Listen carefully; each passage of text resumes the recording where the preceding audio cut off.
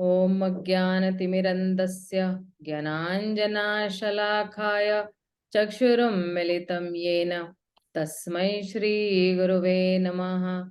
Shri Chaitanya Manobhishtam Sthapitam Yena Bhutale Swayam Rupa Kadamayyam Dadati Swapadantikam Vandeham Shri Gurun श्रीयुतपदकमलं श्रीगुरून् वैष्णवांश्च श्रीरूपं साग्रजातां सहगण रघुनाथान्वितं तं सजीवं साद्वैतं सार्वधूतं परिजनासहितं कृष्णचैतन्यदेवं श्रीराधा कृष्णपदान् सहगण ललिता श्रीविशाखान्वितांश्च नमो विष्णुपदाय कृष्णपृष्ठाय भूतले श्रीमते भक्तिवेदांत स्वामिनिति नामिने नमस्ते सरस्वते देवे गौरवाणी प्रचारिणे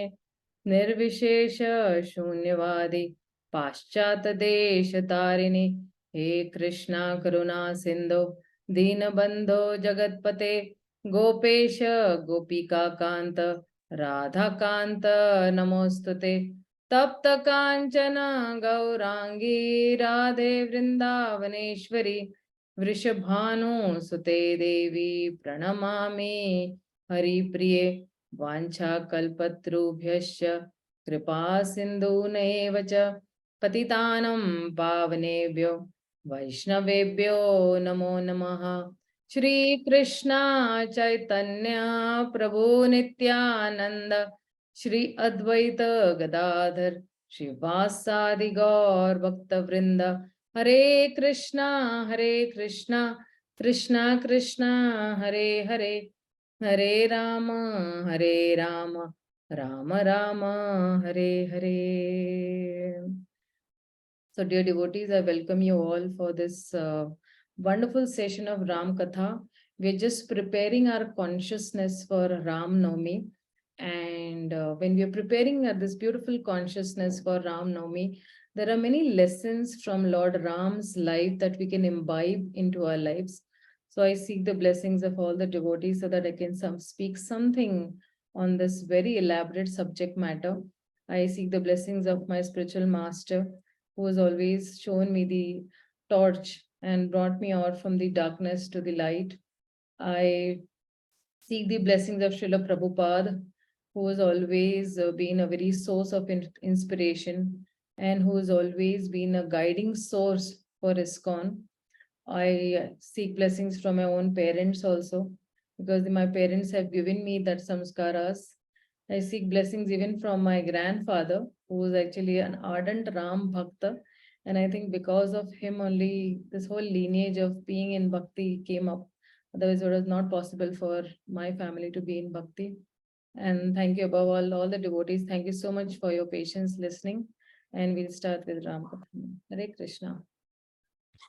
So this Ram Katha, if you see in India, right from childhood, even small children, they know what is Ram Katha. They know what are the pastimes of Lord Ram.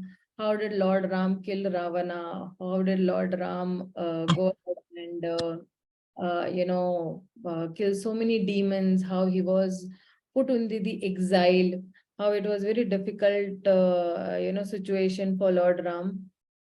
So, in Lord Ram's Katha, there are many characters that are there which give us certain lessons. Every character in Lord Ram's Katha is giving us some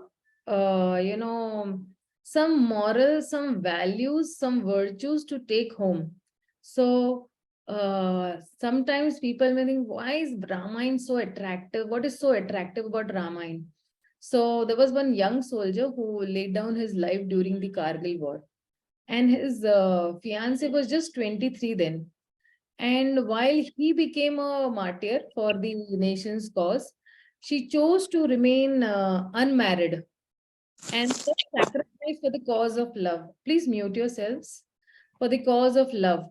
So both these stories are very touching because there is, giving up one's pleasure for a higher cause, while generally people seek sense gratification. And those who, give up their desires for, their own loved ones or sacrifice. So their desires soften even our heart also. We also get emotion and we also want to serve, love, and give out more. And that's exactly what Ramayana is doing. What's it about Ramayana, Lord Ram's pastime, that even after millenniums of years after they've happened, they even ever remain fresh and inspire so many leaders from all walks of life. So Ramayana has always been the foundation of the Indian ethos and has attracted all, be it politics, be it housewife, be it school teachers, because it is exemplifying very high character, integrity, sacrifice. And wherever there is a compassion and sacrifice, it is churning the heart and it brings tears in the eyes of people. So Lord Ram personally displayed unparalleled detachment from any power and position. Today, if you see, people are so much attached to their power and position. Mother Sita reveals the highest standard of chastity and dedication, which is not seen in today's world. Even Lakshmana, he could have continued to remain in the palace, for he was not ordained to go to the forest. So Dashrath never said that, Lakshman, you also go with your brother. No, but instead, Lakshman accompanied the Lord so that he could serve uh, the Supreme Lord, Lord Ram, and Mother Sita very selflessly. So he also sacrificed his sleeping, eating, and he attended to every need of Lord Ram as a dutiful servant. And even while appreciating Lakshmana's services, even Lord Ram got emotional and expressed that Lakshmana is not, his brother, but a son and a father. So, because a son is dutiful and obedient, and he was obedient to Lord Ram's every desire, and he was also father because Lakshmana was very protective and caring about Lord Ram's well-being. So even when Mother Sita accompanied Lord Ram to the forest, Urmila, the wife of Lakshmana, lived in the palace. Uh, but she wasn't enjoying over there. Although she badly wanted to go to the forest with her own husband Lakshmana, but she gave up that desire. That's because her husband wished that she stay back in Ayodhya to take care of the three mothers who would feel intense separation from Lord Ram and Mother Sita.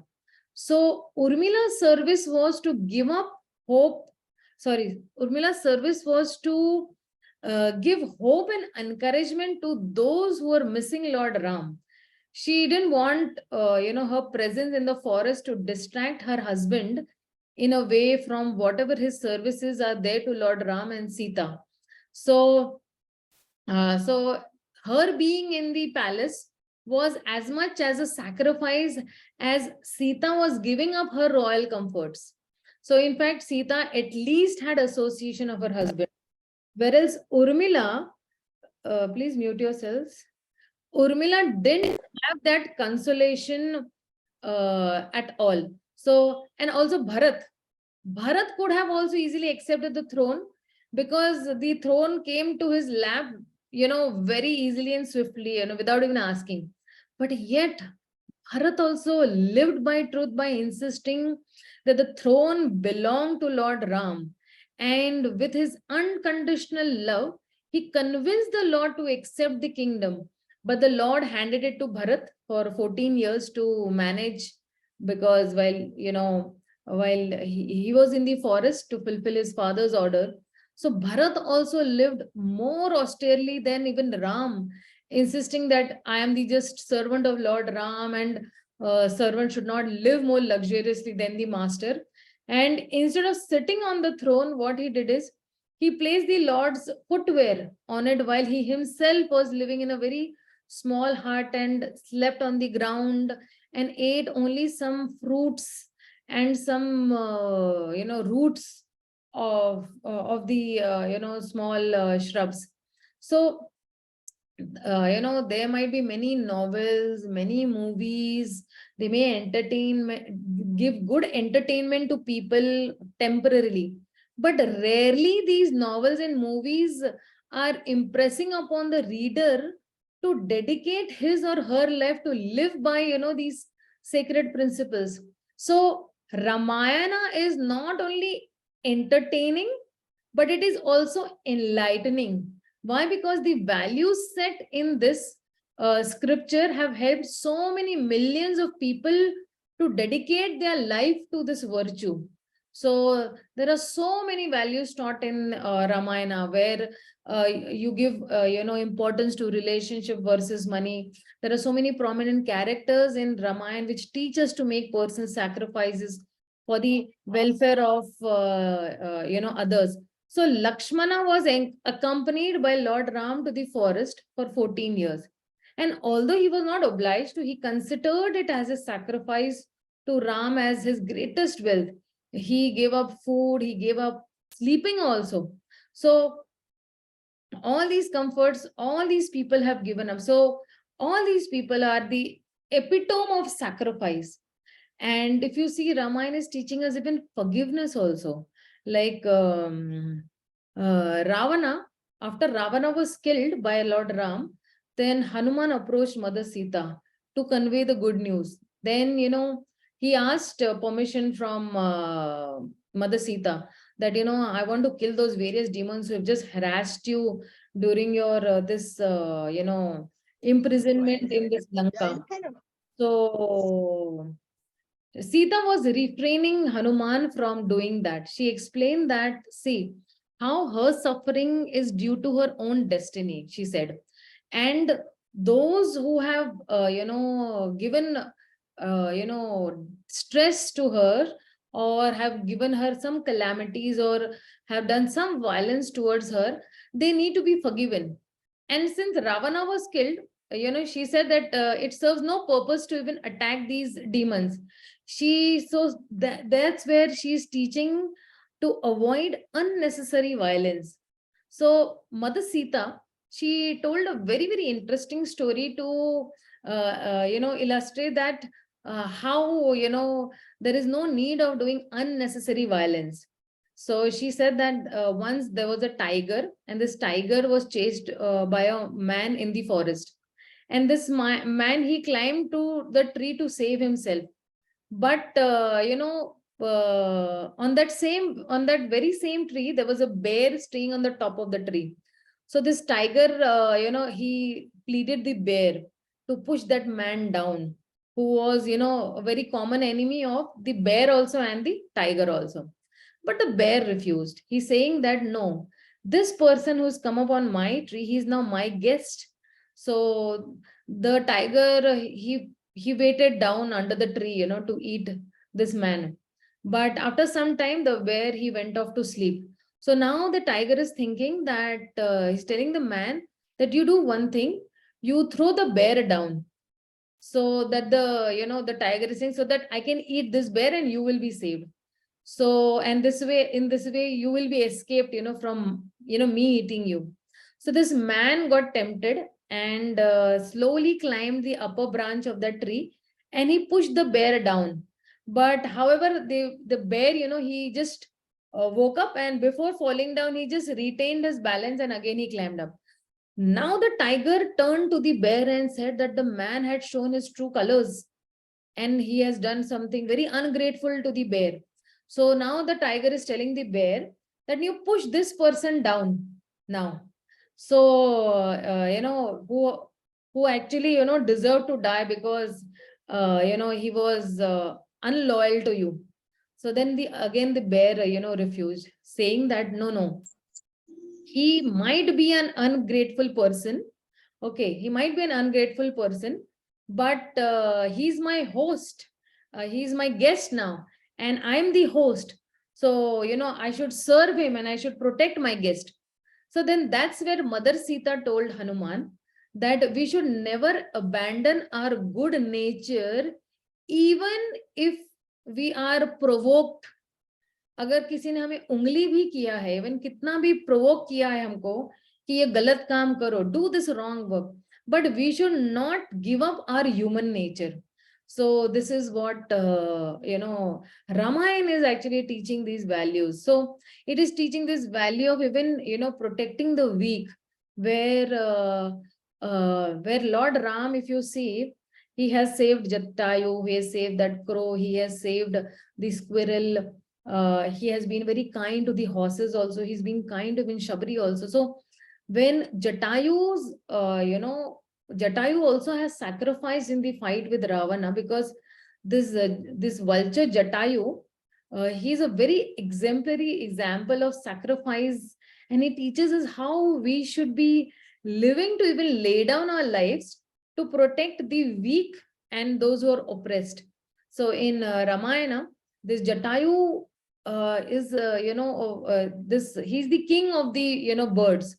So when Ravana kidnapped Sita, he just saw, she saw that this Jatayu, is on that tree. So, she saw, and then she's calling actually. And Jatayu is also seeing that, Mother Sita is in trouble and she's calling. So Jatayu did not hesitate for a moment also to serve her.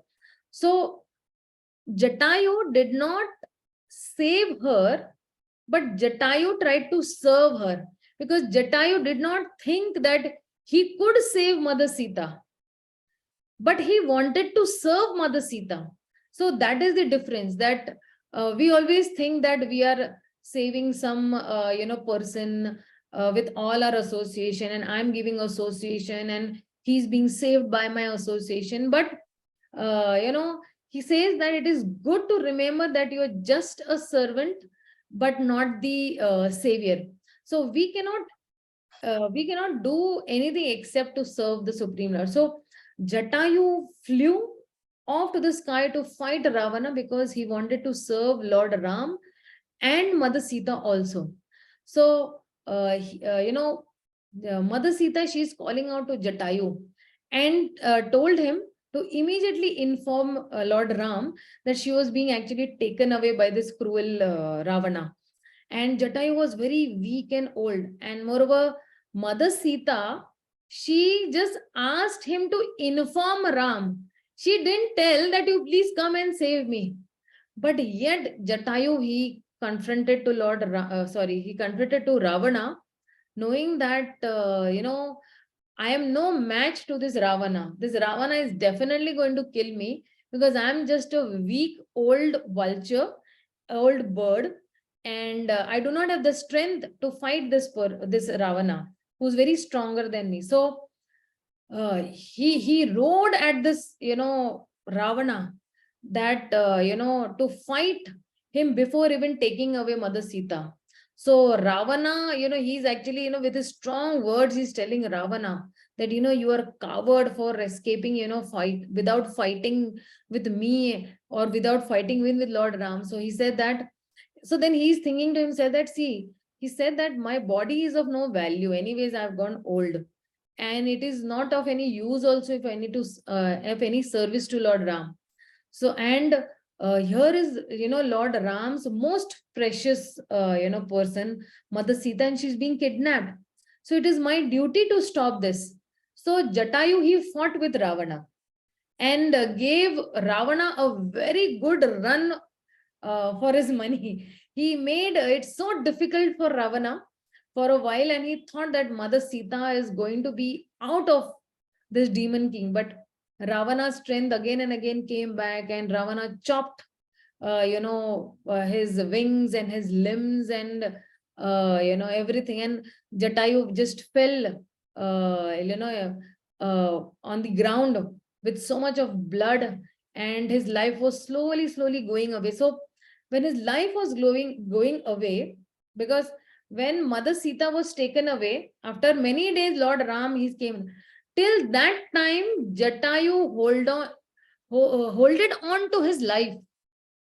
Jatayu did not, give up his life. And when Lord Ram and Lakshman came there, seeing Jatayu, They thought that he must be the demon who is trying to catch Sita, but then when they approached a little, with caution, then they saw that this Jatayu is actually dying, because of Ravana, and Lord Ram's heart was so much in pain.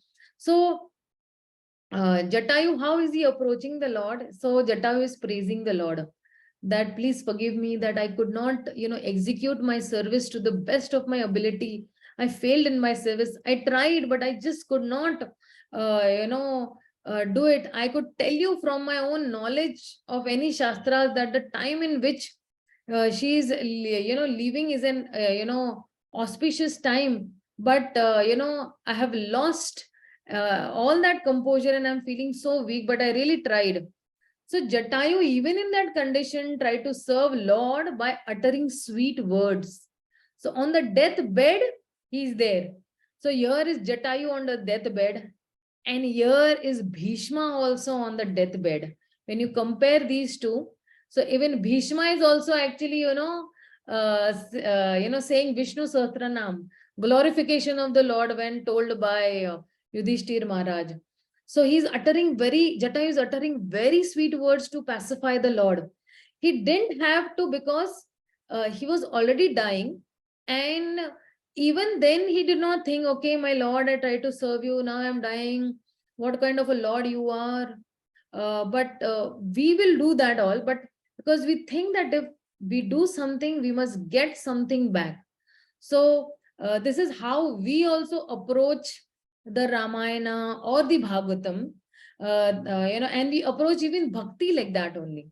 So every time we come to Krishna, Krishna, you're very nice and you're very sweet and all, and I need this, then this. All your list is there, So, this Krishna is very nice to you, to see you today. This is my list, and I have so many other things in my bucket list. Please fulfill these list, and in this way we pray to the Lord. But we don't realize that our real prayer to the Lord should never be in that form. It should not be a barter exchange, or it should not be a businessman deal with the Supreme Lord. It is, even in Ramayana, it is written that Jatayu did a very nice service to the Lord. And at that point of time, Lord decided to conduct his funeral of Jatayu. Just like, he is the father and Lord Ram is the son. So that is why we should also try to see that how we don't do actually, business with the Supreme Lord. We should try to see that how can I serve the Supreme Lord.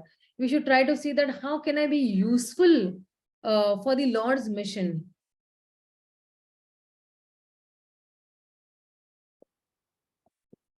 So then Lord Ram with Lakshman, he did the funeral of the body of Jatayu, and Ram said that today the loss of Jatayu is very painful to me than the loss of even Sita.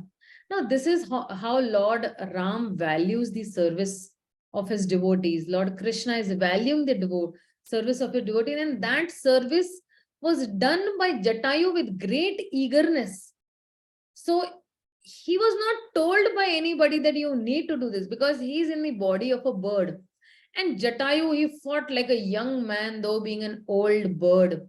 So it was done with great devotion and meditation on the Lord. And the result was that the Jatayu did not die in vain or uselessly, but he was pacified by the darshan of Lord Ram. He got the darshan of Lord Ram. So, how many people have really got the darshan of Lord at the point when they're leaving the body? We do not know, but Jatayu had that. So what appeared to be a failure of effort materially, if you see, Jatayu was a failure because he's not able to save Mother Sita, right? So actually materially it was a failure for him, but actually for Jatayu it was a great spiritual success.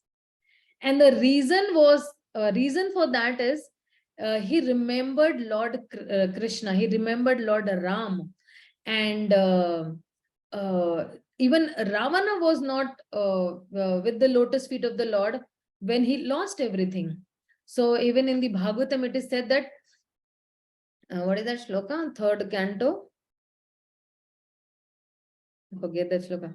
Ha, na chasya kaschid dayito na dvesho cha na bandhava avishti apramatto so pramattam janma antakrita.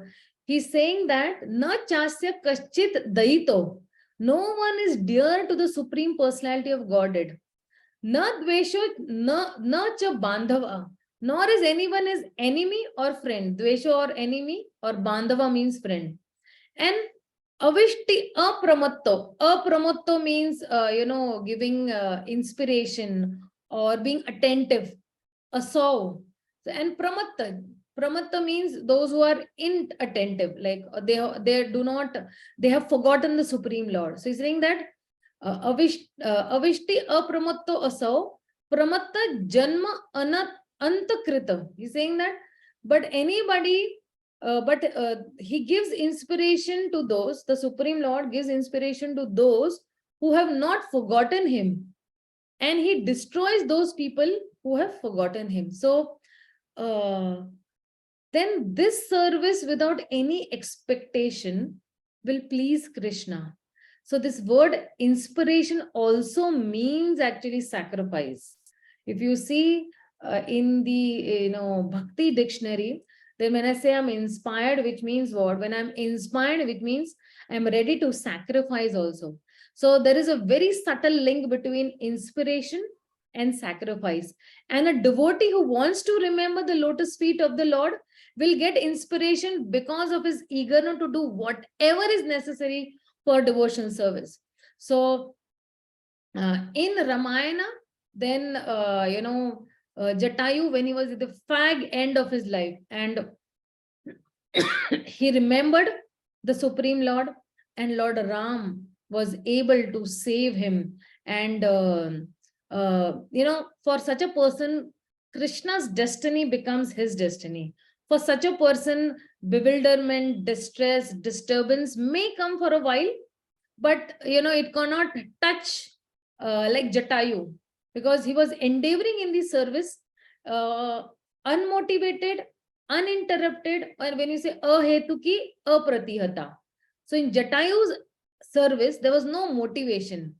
There was motivation means he was not going for any rank, or he was not going to get anything. He was just going to die anyway. But he did not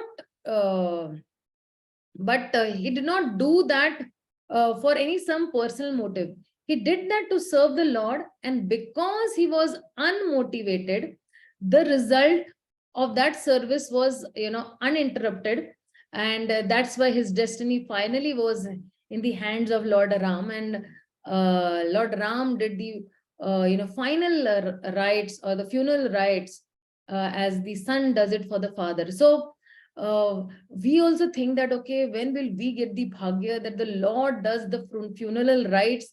And imagine, he did the funeral rites for a bird. We are still human beings, right? So when he did all those funeral rites like a loving son, Lord Ram was telling Lakshmana that, okay, today is a very painful day. So this this is a great service that has been rendered by Jatayu. And Jatayu taught this the great sacred virtue that Lord Ram protects even the weak and the oppressed. So this Jatayu story is very nice. There is another animal in Lord Ram's story that is a very famous, that everybody knows, but maybe most of them do not know what is the moral that that story carries, or what is the virtue that story carries. So the story is from Ramayana, where Lord Ram and his army of monkeys were actually preparing a war with Ravana, and Ram was asking his army, and Ram had which army of monkeys. So they were asking, Ram asked the army of monkeys to build a bridge over the sea, and they were, this work began, and, at once, they actually thought that we can make a bridge made up of stones. So the monkeys were pulling out the rocks and heavy stones from the mountains, and they carried them to the sea, and they, cut them into proper shapes, and they began to build this particular bridge. And all this was very difficult work, and it took a very long time.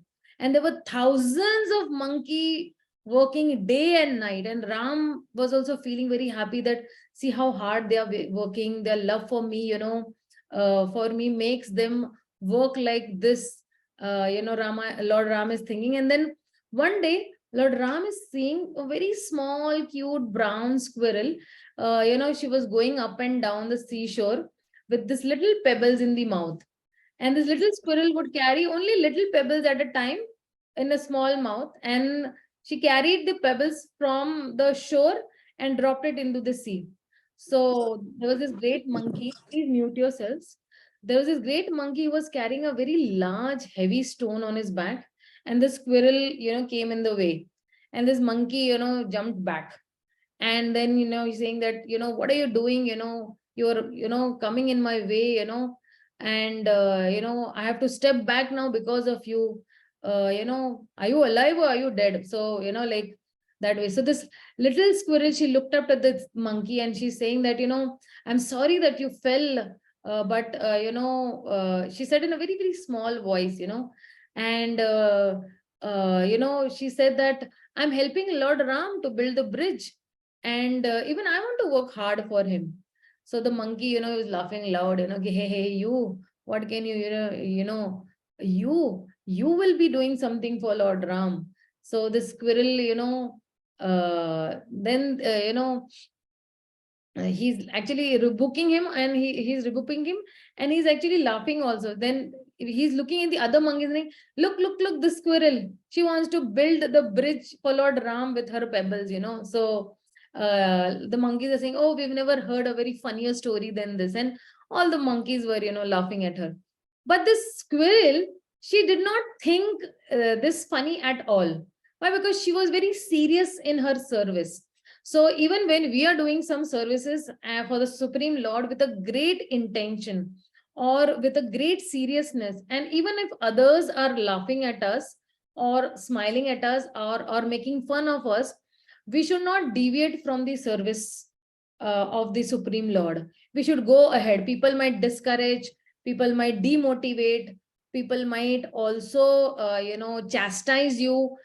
People might not even accept what you're doing is right, because they are seeing it from their perception, but we are seeing it from our perception. And the intent is more important than the content that we are doing. We might be doing very little service of just washing one glass in a day for the Supreme Lord.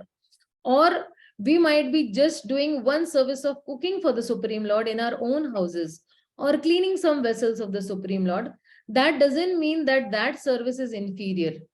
So we should always think that whatever little service I am doing, I should do it with love and devotion to the Supreme Lord. And this is what the Lord is accepting. So the squirrel, she said that, see, look, I can't carry so many big rocks and mountains as you all are carrying. And God has given me only very little strength, that I can only carry pebbles.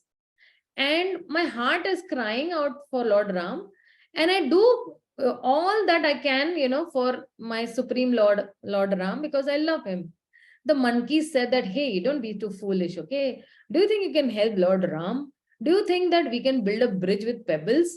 So, they said that we are such a big army over here, you go home and don't get in our way. So many times in book distribution also, people might, shoo us away. People might, chastise us. People might humiliate us also.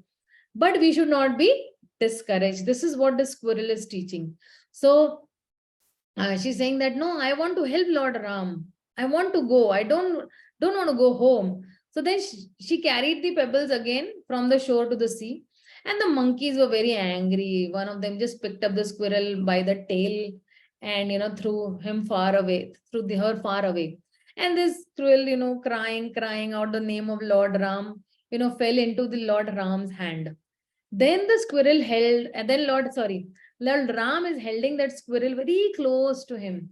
And he said to the monkeys, see, don't make fun of the weak and the small. Your strength or whatever you do is not important. What matters is your love. And this little squirrel has love in her heart for me. So Lord Ram is saying that, see, you monkeys are very brave and strong and doing a very wonderful job by bringing these big, boulder stones from far, and you are dropping them into the sea. But did you notice that it is the tiny pebbles and stones brought by this little squirrel and some of the other creatures which are filling in the gaps left in between these huge stones? And he's saying that, do you not realize that these tiny grains of sand bought by this little squirrel are the ones which are binding the whole structure and making it stronger? And yet you are scolding this small little creature, and you're just flinging her away in anger. So hearing this, the monkeys were feeling very ashamed, and they bowed down their head towards Lord. And the Lord is the Lord is again saying that, see, always remember, however small every task is, it is equally important. So even a project can never be completed by the main people alone. They need the support of all, and even a small person or a small effort should always be appreciated by anybody. So then after this, Lord Ram is actually telling this little squirrel that, my dear squirrel, I'm very sorry that these monkeys have hurt you, because see, Lord Ram has taken the responsibility of these monkeys. So he's responsible for his acts. Like if you see in Vaikuntha, just give me a minute.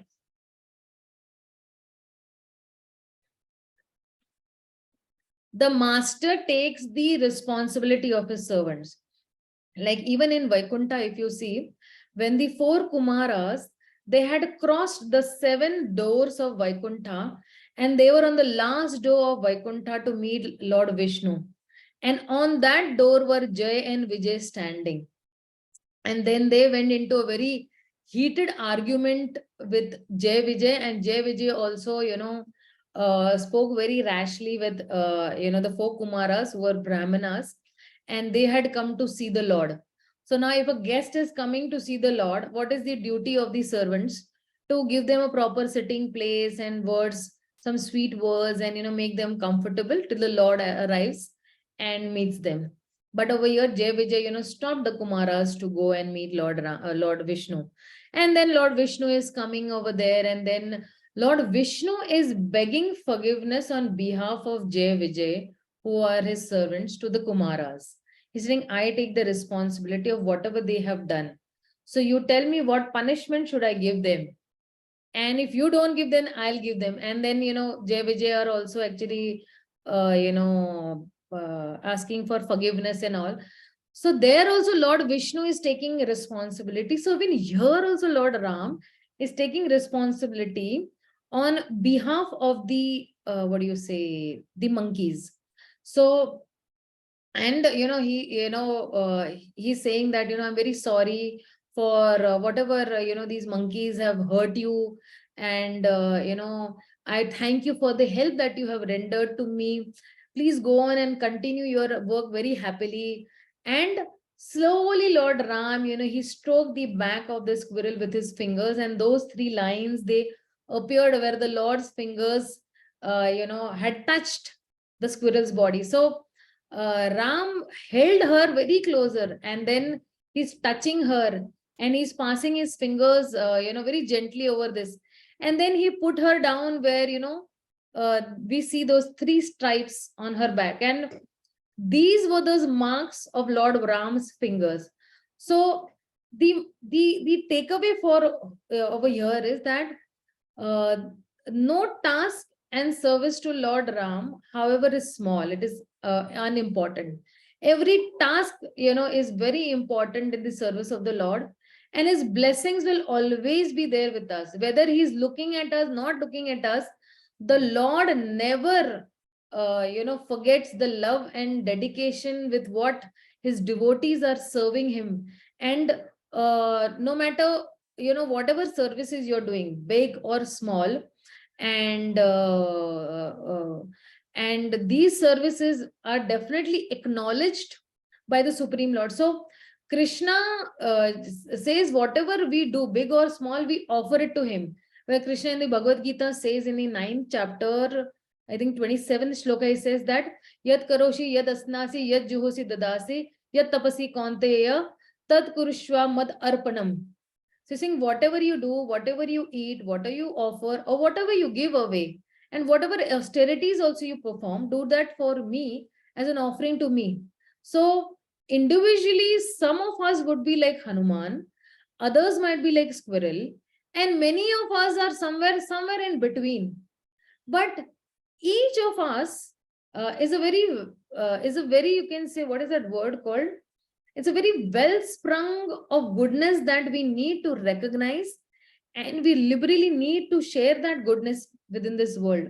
So Ramayana is giving us the, universal truths, principles of the universal truths, you can say, of honesty, sacrifice, humility, love, and this is our real wealth. All these virtues are our real wealth. So we could choose to live by them, according to our own capacity, and then reap the eternal benefits of that service. So we don't compare ourselves with others, for it could just lead us to depression or some sense of false pride or something. But we can remember our abilities and desires, the inspirational examples, and then we can tap our authentic self, and we can contribute to our spiritual endowment. So this is one story of the squirrel. Then when we say from animals to even the lower people, when you say that Lord Ram did not see even the race or the creed, he was an epitome of equality of race and creed also. So Lord Ram's best friend was actually Guha, a tribesman from a very low caste, and the Lord shared his heart with him while he was crossing the river. And Ram also ate very heartily the berries offered by even Shabri. She was called Bhilni, the daughter of a hunter, and her love for Lord Ram conquered Ram so much that he even ate the fruits after she had tasted them to see whether they were sweet or not. So the Lord Ram ate her remnants. So and he very happily ate them. It's not like that without, he was hesitated and he ate those remnants, but very happily he ate those remnants. So even if you see, the most intimate associates were these monkeys of Hanuman is the most most pure devotee or celebrated devotee of the Supreme Lord. And all these monkeys who were helped Lord Ram to build the bridge, they were also there. And even Angad was also there. So Lord Ram is actually, noticing this exchange, and he's seeing that how people are, helping him out. So when Lord Ramachandra reached this forest with Sita and Lakshmana, and they had to cross over this Ganga. So Guha had heard about the banishment of Lord Ram, and he came running to help him. So one of his boatmen, this Kevat, was unloading people to the opposite bank of the Ganga, and Guha said to Kevat to bring the boat and take Lord Ram, Sita, and Lakshman to the other side of Ganga. So Kevat bought his boat near Lord Ram and got down and didn't, he paid his obeisances, and with intense devotion, he paid obeisance to Lord Ram, and then he started and ended his days with prayers to Lord Ram, and throughout the day, he was, taking the names of Lord Ram and glorifying and all. And then Kevat So this is even before meeting Lord Ram, he was in love with Lord Ram. So Kevat asked Guha that whether he could wash Lord's lotus feet before he stepped into the boat. So Guha told him to wash feet after setting him in the boat. But Kevat was very adamant and told Guha that no, he would like to wash the Lord's lotus feet before he got into the boat. So Guha was a little angry that, why is he behaving so stubborn? And Guha was just about to lose his temper. Then Kevat decided to explain his point to Lord Ram himself. So, he said that, Lord, that, I have a very limited income, and that income is just very enough to make both end means in the life. And I'm afraid that I cannot afford any more boats after this. So let me please wash the dust of your lotus feet before you step into my boat. So Lord Ram, smiled, and he was looking at Mother Sita, and he remained a little silent. So Kevat is actually continuing his speaking, said, Lord, I have heard that, the dust from your lotus feet, embraced a stone in the forest and it became a woman. So my boat is made of several, pieces of wood. And if this dust of your lotus feet fell on my boat, I'm afraid that this boat would turn into, several women corresponding to each piece of wood. And I sincerely cannot take care of any more members in my, household. So that's why I want to request you to please wash the feet and make it dust free before you step into the boat. And he's saying, please be kind to me, Lord. So then Ram appreciated his pure and innocent faith, that how he has so much faith in the dust of my lotus feet.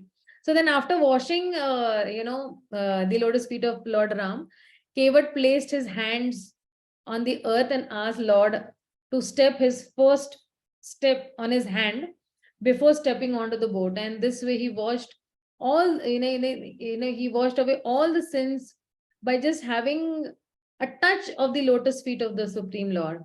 And then after washing the lotus feet, Kevat was, fared them across the river. And as soon as they, got from the boat, Mother Sita immediately withdrew her ring from her finger and handed it to Lord Ram, and signaling him to pass it to the boatman. So Lord Ram is actually giving that, ring to the boatman, Kevat, and she's telling that, see, this is all we can pay you for your kind service, please accept it. So Kevat is, shaking his head. He's saying, no, my lord, I cannot possibly accept this from you. The Lord Ram is saying, why? So Kevat is saying that because people of the same profession, they do not charge each other for their services. So a barber never takes payment when he gives a haircut to another barber, or even a washerman never charges, another washerman for, washing the clothes. So Lord Ram is telling that, how can you and I be in the same profession? You are a boatman and I'm, a prince.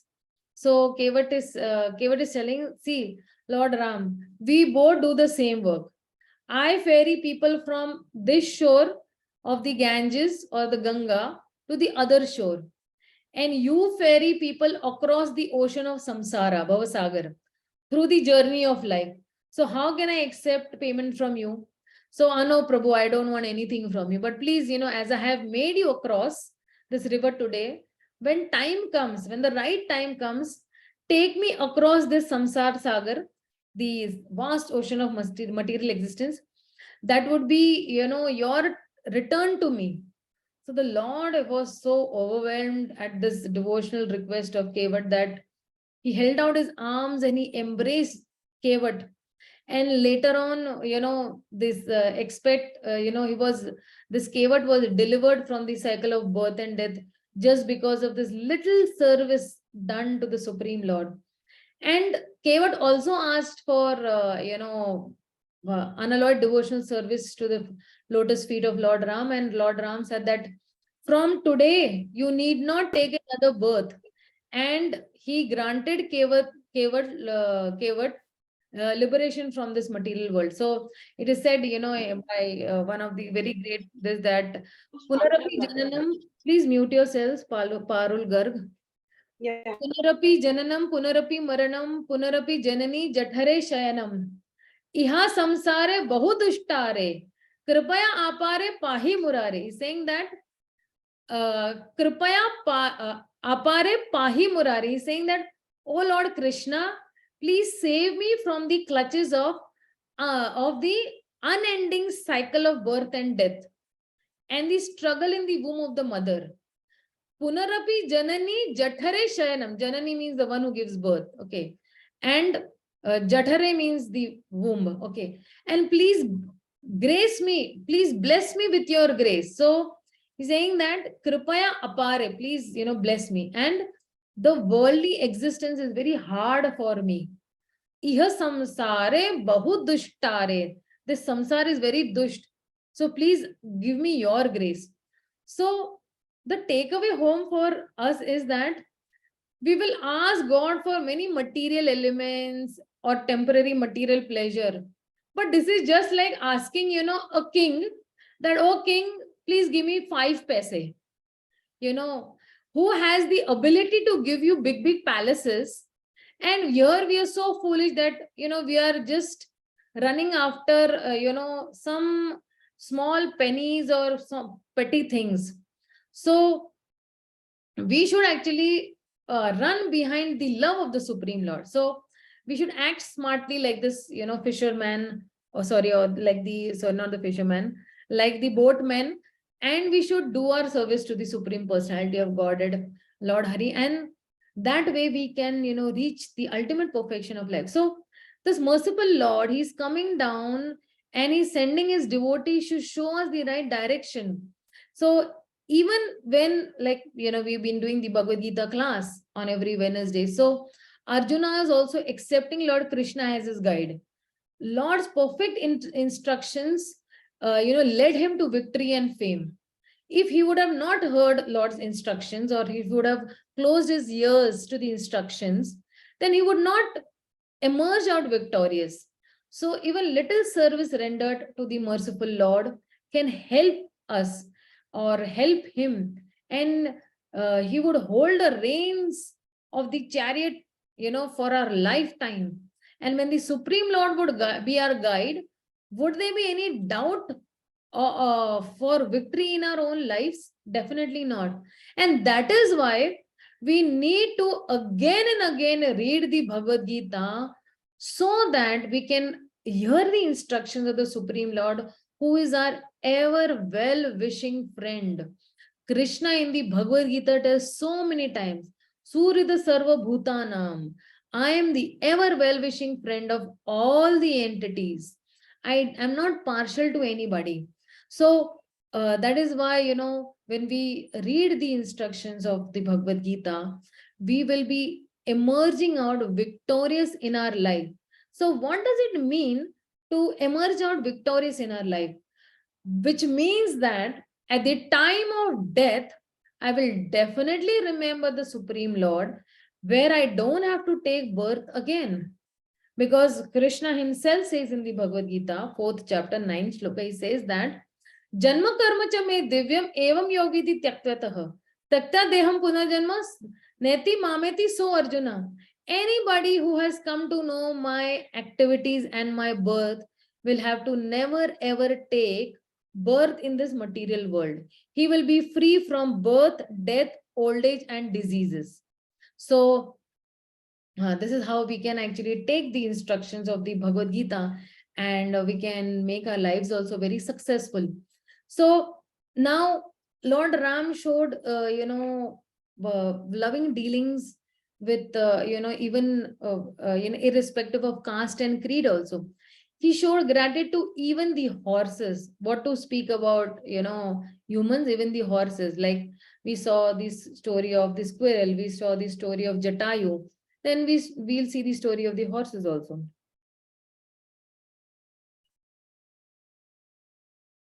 So when Lord Ram was actually leaving the kingdom by, when he was abandoned by Kaikeyi, and, Sumitra took him in the chariot, riding on the horses.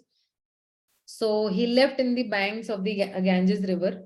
And as usual, Guha was in that place. And Guha bought very nice foods and comfortable beds and, articles to worship the Supreme Lord, giving him a royal reception because, of course, he's the prince of Ayodhya.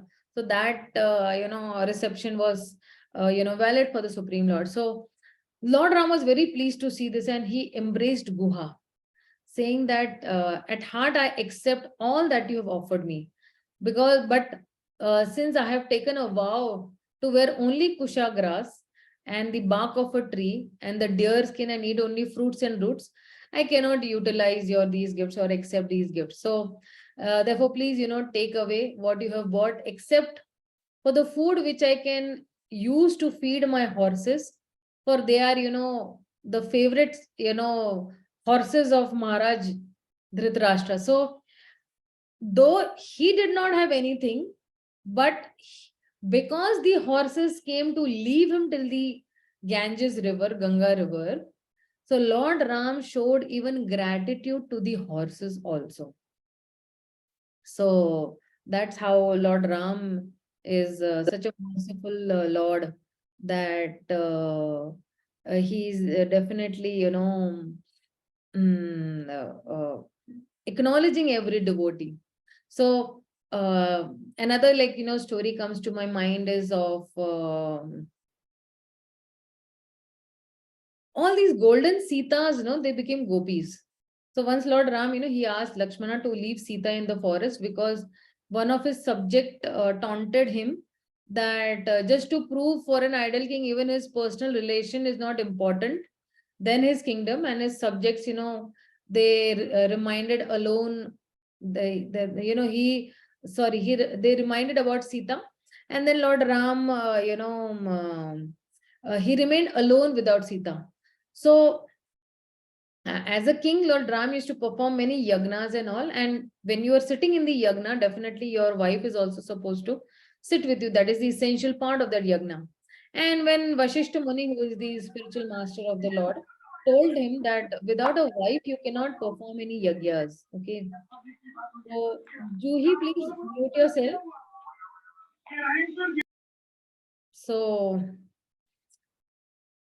So then, where was I? Yeah. So, Vashishta Muni reminded that, that you cannot perform any yagyas because you need Sita, you need your wife. So either you call her back or you should marry another wife, at which Lord Ram, flatly refused. Because why Lord Ram is Maryada Purushottam. He cannot marry another wife when Sita was already there. So then he asked Vashisht Muni that, is there any other alternative? So Vashisht Muni told him that, okay, you can get a statue of Mother Sita made out of pure gold. Then that statue can be treated as a better half. And in this way, you can perform many of your yagyas you can do.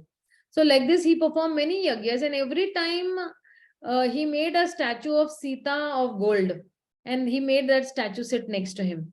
So now when this time was there of the Lord to depart from, this world, or wind up his Leela from this earth planet and go back to his abode, that is Ayodhya Dham in Vaikuntha. So at that time, all these golden statues of Mother Sita, they approached Lord Ram and told that, how can you leave us and go alone? Who will take care of us? We are your wives. And as an idle husband, you are supposed to take us along with you. So then Lord Ram was feeling very awkward and he said that, yeah, I can take you all as my wife, but I have Sita, as my wife. And in this life, I cannot take more than one. But I promise you all that in my next incarnation, I will gladly accept you all as my wives when I come as Lord Krishna. And then you will become my intimate gopis. And in this way, Lord Ram pacified those golden statues of Mother Sita, and then he left for his abode. And when he came again as Lord Krishna, then he fulfilled the desires of those gopis. So the takeaway is that, how the Lord is reciprocating. Like there are many more incidents which proves that Lord's merciful nature towards his devotees, and he's ready to even take pains. So in the case of even Bali, who came in Dwapar Yuga as a hunter, who shot the arrow in the foot of Lord Krishna.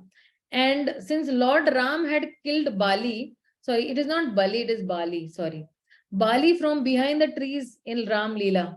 So this is the nature of Krishna. He is equal to all. At the same time, he respects the law of karma also and its working. So when Krishna says, in the Bhagavad Gita, ye yatha ma prapadyante tam tathesva bhajamyaham mama vartamanuni vartante manushya partha sarvasha. So he's saying that as all are surrendering unto me, I will reward them accordingly. And everyone follows my path in all respects. So that's how Lord is also equally reciprocating with his devotees also. There is another story which very much strikingly, I remember this, story of Kubja, the hunchback. So in Treta Yuga, when Lord Ram was with his brother Lakshman, and they were in search of Sita in the forest, at this time, Shurpanka, the sister of Ravana, got very much attracted to the beauty of Lord Ram. And immediately, like, so for example, somebody is attracted to the beauty of Lord Ram. So instantly, if she gets or he gets attracted to the beauty of Lord Ram, which means that instantly that person has got madhurya bhav, conjugal love for the Supreme Lord. So then she disguised as the most beautiful woman, and she approached Lord Ram, to get his association. But Lord Ram said, see, I am Ekapatni Dhari, and he refused to entertain her and asked her to go to Lakshman. And Lakshman also very gently refused, saying that, the slave has no right to please anyone else than his master. So how can, I can please you? But only my master can please you, and only master can afford to have more than one wife. And again, Lakshmana asked her to go to Lord Ram. So, in this way, she went back and forth like a football. She was being thrown from here to there. And then finally, she got very wild, and she, tried to hurt Mother Sita. And Lakshmana got very angry on this. And Lakshmana, he chopped her ears and nose. So, but this is not the end of the story over here. Now, actually, the special mercy of the Lord begins from here. So from Ram Leela, I'll just switch on to a little of Krishna Leela also, because this Surpankha, she had developed this Madhurya Bhav for the Lord. In the next Yuga, when Lord came as Krishna, this only Surpankha came as Kubja. Kubja means who is bent at, three places with a hump.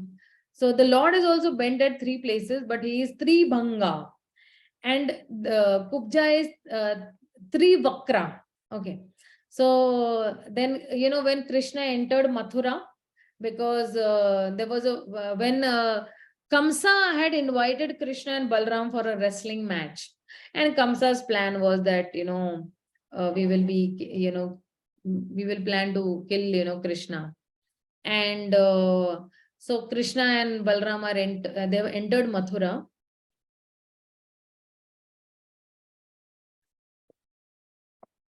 I'm sorry, I get thirsty again and again. So he came across a hunchback woman, and her name was Kubja. And Krishna saw her.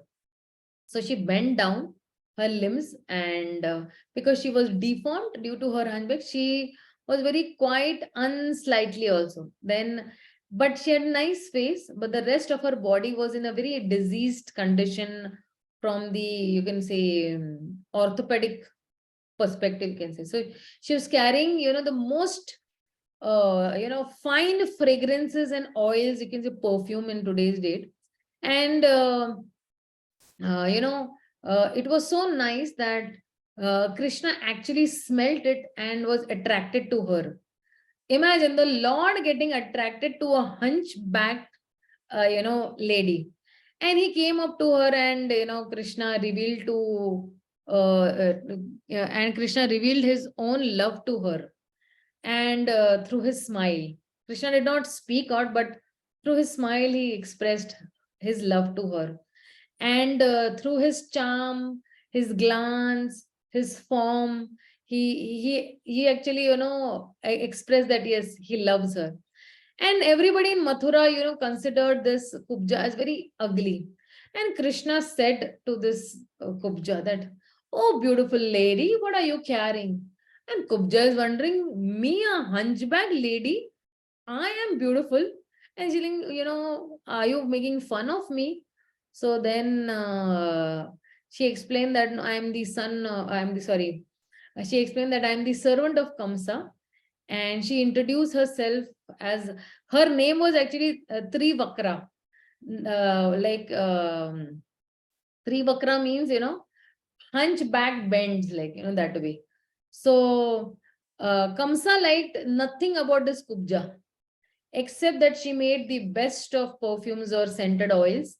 And he facilitated her by giving that opportunity that, okay, you can make, some nice perfumes for me. So uh, so then, there is a big, over here, there is a big ceremony coming up. Krishna and Balram were invited to this wrestling arena, and Kamsa had a very big stadium created for this purpose. So all his ministers, queens, generals, and all the distinguished people, as well, all the common people of Mathura, were all going to be present over there. So on the highlight of festival, Kamsa was conducting. He wanted to be his best. He wanted to look beautiful and even smell beautiful. So Kubja, she made very special mixtures of fragrant oils and cups for Kamsa. And on that day, he was expecting them from her, like, that she will be bringing those fragrant oils to me. And this Kamsa was a very violent, cruel dictator. So if she did not do that, then she would, he would end her life. So now everyone knows that, if he did not please Kamsa, then his life would be ended. And Kubja also knew this thing about Kamsa, that if I do not go there and give those fragrant oils to Kamsa, he is definitely going to kill me. So on her way to the, to Kamsa's palace, she wanted to give these oils and pulps for, his pleasure. And Krishna said, "Give the best of these oils to me and my brother." So here is that she's going towards Kamsa to give those best oils. And here on the way, she meets Krishna and Balaram, and they are saying that, "Please give me these oils." Kubja was so very happy. She said that these oils are only meant for you and your friends. So the two of you are so beautiful. You have captured my heart, and these oils are your property. Krishna, it is for your pleasure, and I'll give you everything you want. And that was the nature of her love. So this nature of Kubja was very much similar to that of the gopis. So when Krishna played his flute, under the Vamsivata tree on the bank of the Yamuna, he was calling gopis for his pleasure. So they did not consider any consequences to themselves, that what will my mother-in-law say, what will my husband say, what will my children say. Nothing. They only thought what would be the best to please Krishna. And they knew that they would be rejected by, all their family members and the society and by everyone. But because it is pleasing Krishna, so those things were not even something to consider in their mind. So Krishna was so pleased because she gave the best of these perfume oils to Krishna, and she was fearless. She did not have fear like the gopis. So Krishna looked at Balrama and his friends, and to make them laugh and smile, he looked at Kubja and did something really very wonderful. If you see the Krishna book and the Bhagavatam, and Srila Vishwanath Chakravarti Thakur also explains in a very wonderful way this particular instance. So what he did is, he placed his toe on her toes, and with his feet covering her toes, then he took one finger from each of his hand and he placed it under her chin with a lovely smile. And he very gracefully, he just pulled her head up because she was like this. She was hunched back, and he just did this way. Like, how sometimes the hero does to the heroine that way. So miraculously, her back became straight, all her limbs, all her limbs that were, exquisite, she became absolutely indescribably, incredibly, she became very beautiful. And she turned out to be the most beautiful woman, and the Lord embraced her. And by this embrace, all her desires were fulfilled. Now, see, where Surpanakha wanted to actually, have association with the Supreme Lord, but because in that particular birth, Lord Ram was Ekapatni Dari, and over here, because her desire was very genuine at that point of time, then Lord fulfilled that desire in, Dwapar Yuga. So even though Kubja was very crooked and was very unfortunate and pitiful condition physically, Krishna saw the potential in her. Krishna did not see her hunchback. He saw the potential in her. He actually gave her the realization of her potential. So she was in a very lamentable situation. Krishna saw her potential, and because he saw her potential, he manifested it before her. Actually, Krishna sees the potential and the beauty in every living entity. And that is only our hope. Otherwise, emotionally, mentally, physically, we all have our crookedness. So even Nityanand Mahaprabhu, he also saw the potential of Jagaya and Madai. Hanuman saw the potential in Ravana. Of course, Ravana was not very cooperative with Hanuman. And this is even Krishna's vision. He descends in this world where there is so much of crookedness. People have so much of independent mentality. But he sees the spiritual potential in everyone. Spiritually, the soul is very pure. The soul hankers only for the Supreme Lord. But because the soul is covered with the three modes of material nature, and that is why the Supreme Lord descends. So even when Prabhupada came to New York, when we are reading in the Leelamrit, and we have heard some of his lectures, these people who were coming were all like kubjas, very crooked, taking all sort of intoxication, illicit relationships, and they were not even seekers of truth. Many of them were in pitiful condition, and they were very crooked by nature also. In fact, they were not even kubja who came to Krishna with nice fragrances. They all had bad fragrances because they should not have a bath also from so many days. One month they should not have a bath. So Srila Prabhupada was seeing the potential in everyone, and on behalf of Krishna, he did not say that I'll do this and I'm your representative, and through me I will make people very happy. So through satsang, through harikatha, seva, japa, Krishna through Srila Prabhupada was straightening this up, making us beautiful. Prabhupada would say now they are bright faced and they look. So this is what is Vaishnava, that he sees the potential in others.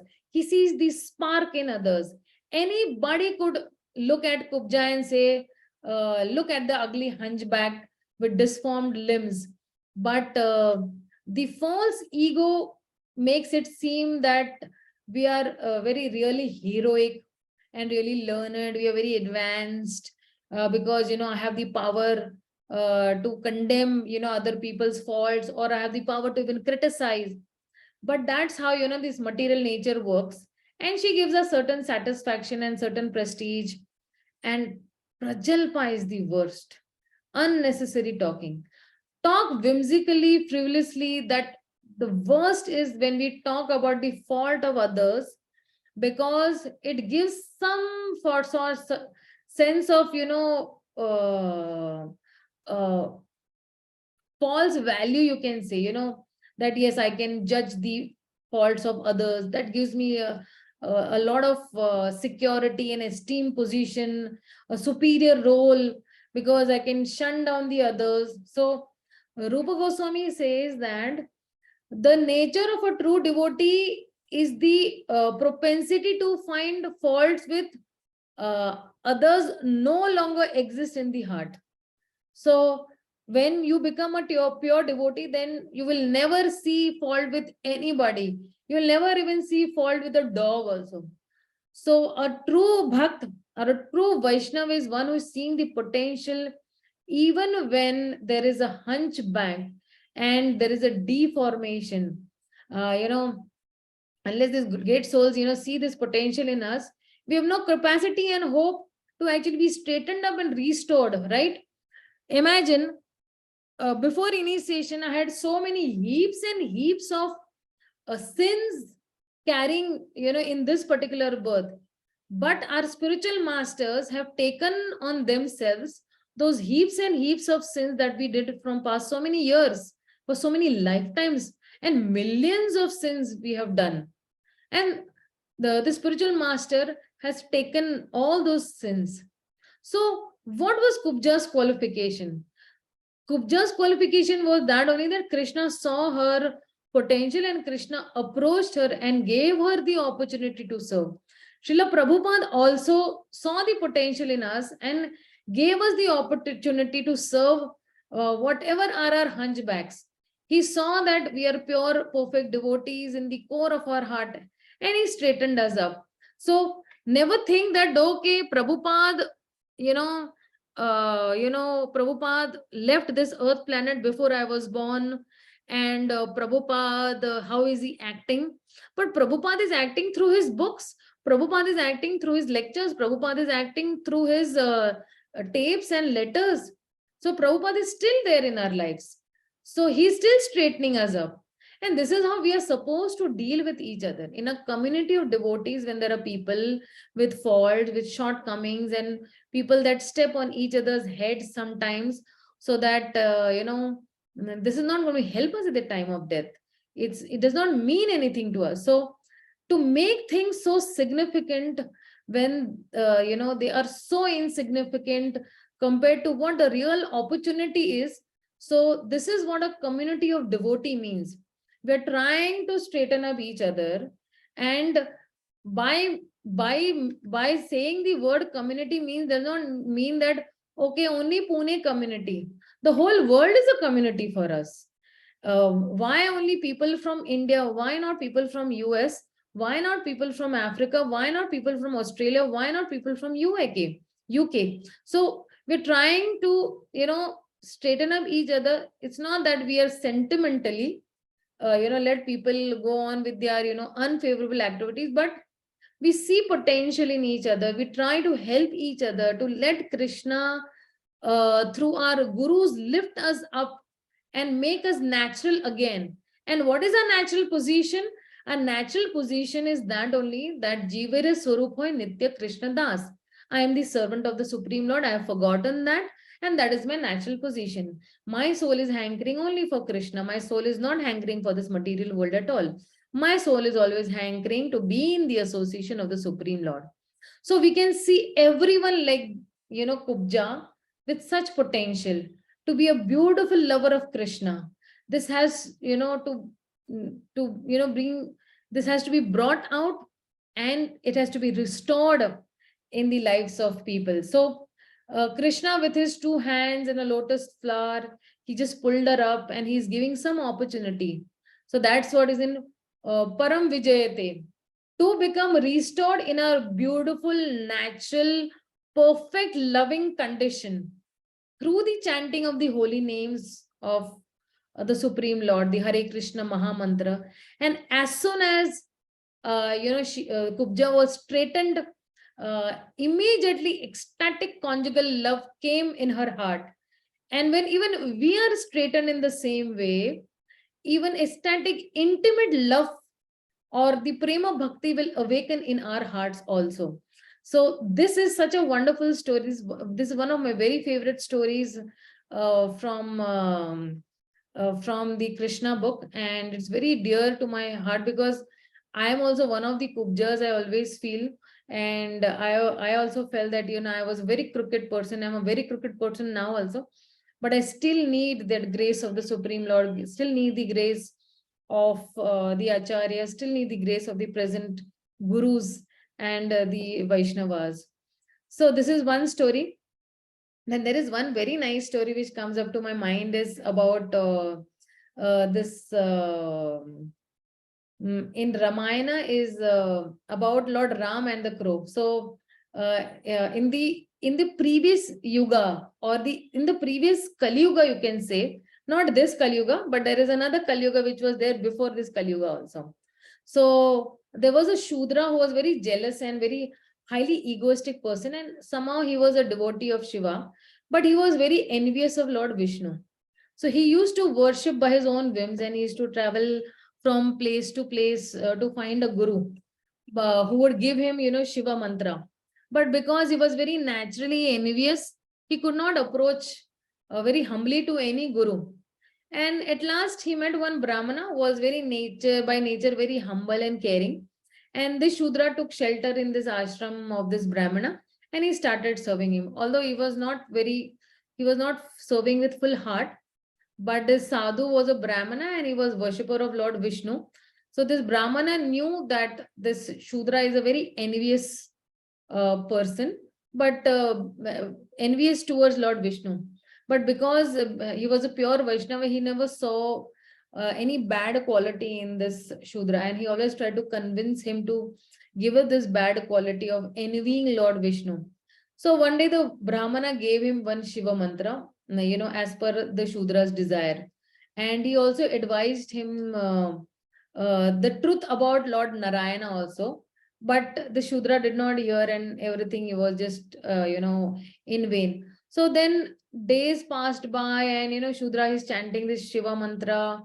But at the same time, he's having even hatred towards his own guru increased. He's having hatred towards Lord Vishnu. He's having hatred towards, even Lord Vishnu.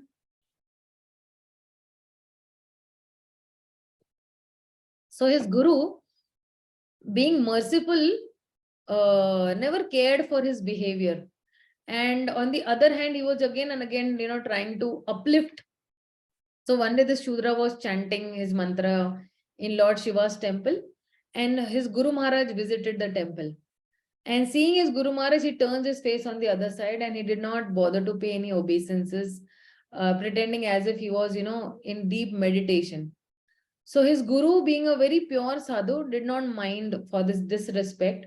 But this behavior of the Shudra was not tolerated by Lord Shiva, right? Like even if you see Indra also disrespected Brihaspati, and that is why he also had to run.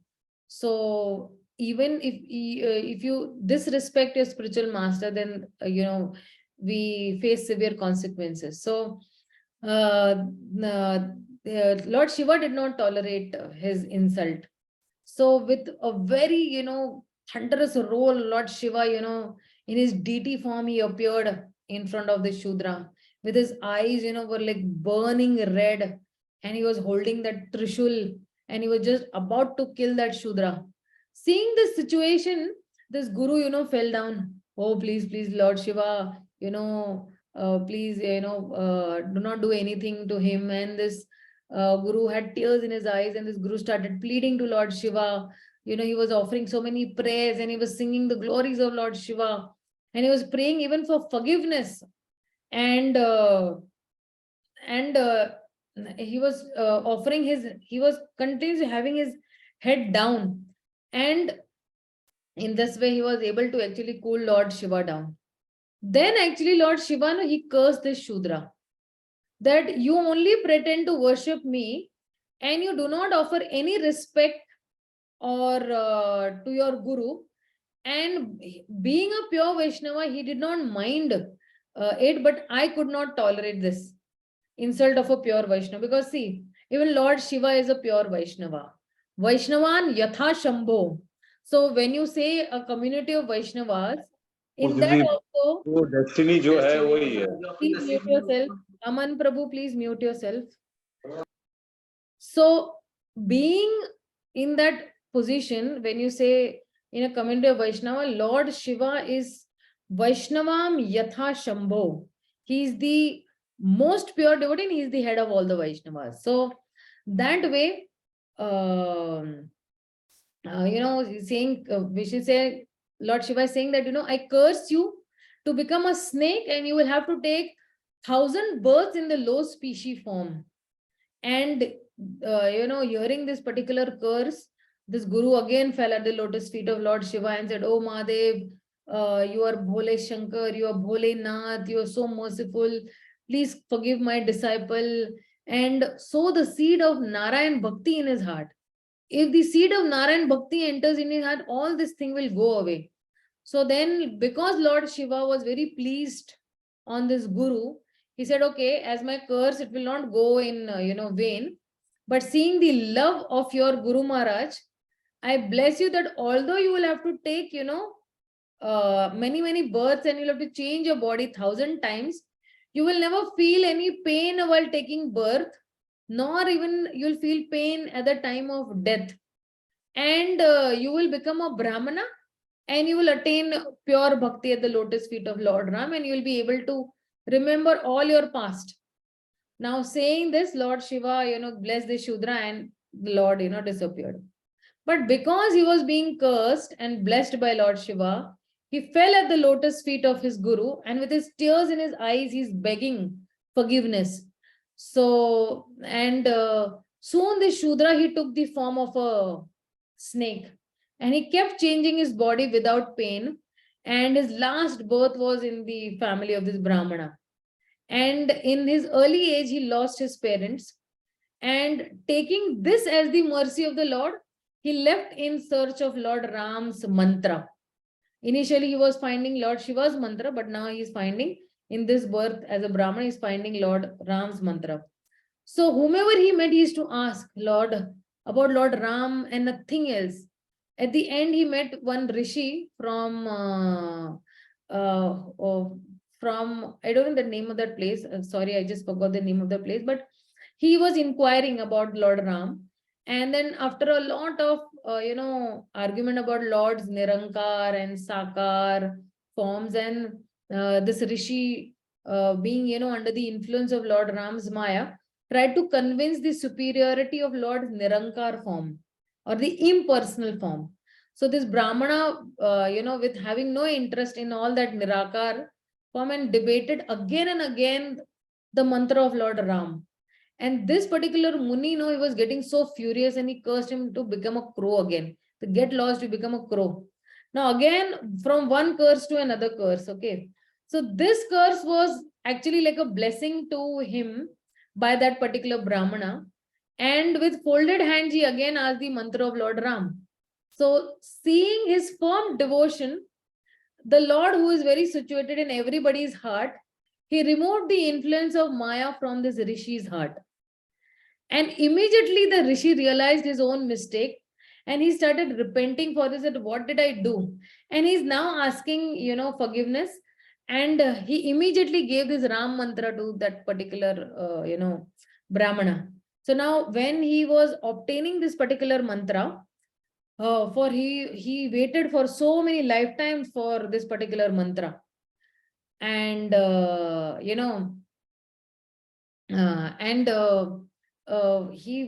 so then he was in the body of the crow, but he was very joyful and he thanked this rishi that I have finally got the Ram mantra, and he actually flew away. So again Lord Ram, he appeared in front of this crow and asked that crow to ask for any benediction. So the Lord said, okay, you take riddhi, siddhi, wealth, beauty, anything you want, any name I shall give you. So the crow, was very smart by nature. He thought that the Lord offered me everything, but he never mentioned to give his unflinching devotion. He's telling riddhi, siddhi, fame, beauty, everything, but he did not say, take my unflinching devotional service. So the crow said that, what will I do, with all this? I want nothing, O Lord of the universe. If you are really pleased with me, then do one thing. Give me only loving bhakti for you. Loving bhakti, of which Lord Shiva had talked about in the previous birth. So this in the entire Ramayana, Lord Ram has never given so many boons, along with his unflinching bhakti, except for only Hanuman. And Ram even made him immortal. He made Lord Hanuman even immortal. And whenever Treta Yuga comes, this crow, along with Lord Shiva, they will visit Ayodhya Dham and enjoy all the childhood pastimes or Bala Leela of Lord Ram. So this crow's name is called Kaka Bhushandi. Kaka means crow. And even to date, he is present in Mansarovar, where he is constantly chanting the glories of Lord Ram, and all the liberated souls, they visit him to hear the nectarian Ramayana. And he never changed his body of crow. And so this crow's, uttering of the Ramayana, or speaking of the Ramayana, is very famous as Bhushandi Ramayana. And Lord, the dear devotee Garud also, he also comes to this Kak Bhushandi and hears his very sweet singing of Lord's pastime. So the takeaway over here is that imagine the faith of that particular Shudra, what he was and what he became. And all of this was because of the mercy of that pure Vaishnava who begged at the feet of Lord Shiva, and who was a true sadhu, real guru, and who many, many times was more merciful than even the true father. When our fathers, we do something, they will just tongue, give you left, right, center. But, that particular, Brahmana was a true Vaishnava who really, then that is why we say, no, that the spiritual master is called Shri Guru Karuna Sindhu, Adhama Janara Bandhu, who's liberated his disciple who was not at all qualified, who insulted him also. And when we think of such a sadhu, a Param Vaishnava, a real loving father, then at once, Srila Prabhupada and our spiritual masters, they come to our mind. So much of caring they are doing for this fallen conditioned souls like myself and so many others. They're extending their strong hands, and they're pulling us out from this blind well of ignorance. So that is why we say, mukam karoti vachalam pangum langayate girim yat kripatvam ham vande Shri Guru Dina Tarinam Paramanandam Mahadavam. So by the mercy of all, by the mercy of Lord Krishna or Madhava and the spiritual master, even a dumb person like me can speak some, poetic verses, and a layman can even climb mountains. And so the sadhu's heart is soft like butter. And after, that this story, when we are reading this story, so actually butter is not the right comparison, we can say that, because for butter to melt, the butter has to be heated. But the sadhu's heart melts without any heat only. So the sadhu's heart is even more softer than even butter also. So that is why we must learn to live by the ideals that are shown by these sadhus who came to us to guide us also. Like, so this is some very striking, actually, this also stories where the spiritual masters, they come to actually elevate us. There's one more story which I really like about Ramayana, is where Lord Ram's and Vibhishan's relation is very, very, what do you call it, is endured by myself. That when Vibhishan, he came to take shelter of Lord Ram, the Lord asked Sugriv that what is his opinion. So Sugriv said that, no, this Vibhishan, he's spying for Ravana, we must tie him up. We just tie him up and put in some this. So when Vibhishan came, into Lord Ram's room, the Lord, he gave him a very big hug. And Sugriv was just, baffled and, upset that you asked me for my advice, but you did not follow. I asked him to tie you up. So the Lord said, I followed it, but you said to tie him up, but instead of tying him up with ropes, I tied him in my own arms, because the one who is tied up in my embrace will never leave me. He'll always be loyal to me. So, Vibhishan also, like Vibhishan, we should also take some, shelter of the Supreme Lord, so that we may also be tied up, like how Mother Yashoda tied up Krishna. But that was a more endearing pastime of the Supreme Lord. And there is one more pastime which comes to my mind is, maybe I should just conclude with this pastime. So, again, actually, it's like a Vibhishan pastime only, where, is it a Vibhishan pastime? Yes, it's a Vibhishan pastime only, where actually the same pastime is there, that Vibhishan comes, for taking shelter of the Lord. The Lord has embraced him. And then later on, just give me 1 minute, okay? I'm just trying to see what is that lesson of that particular thing. That, yeah. So Lord Ram has embraced Vibhishan, and then Lord Ram is telling actually, the monkeys over there that, see, Vibhishan came to take my shelter, okay? He did not come with any ulterior motive. Okay, so I gave him shelter because I will not leave my own, good nature. That my nature is to give shelter to anybody and everybody who comes and bow down to me. And so, because Vibhishan came, I accepted him also. So that is my nature. So even if Ravana will come and bow down to me, I will give him also shelter. I will not kill him. But because Ravana is not coming, then I have to wage a war against him. So this is what Lord Ram's is, that even if an enemy will come and bow down to him, the Lord will still give shelter. So even with us also, Jyoti Mataji, please mute yourself. Jyoti Mataji, please mute yourself. So, I'm sorry. So then they're saying that that this is the Lord's nature. Anybody who will come, any person, even a Chandala will come and bow down and take shelter from the Supreme Lord, he will give him shelter. He will give him that protection. So, this is actually Vibhishan's story that is being said over here.